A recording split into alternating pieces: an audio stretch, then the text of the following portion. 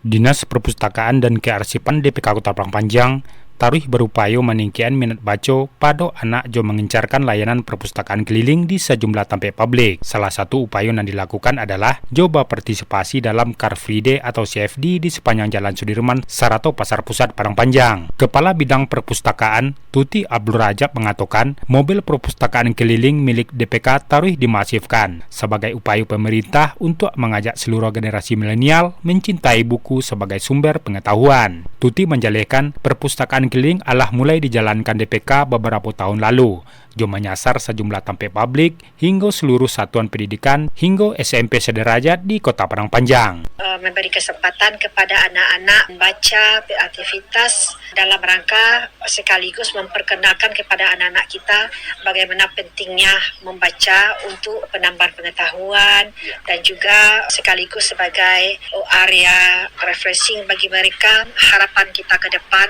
tingkat kegemaran membaca dari anak-anak kita itu benar-benar meningkat untuk masa yang akan datang.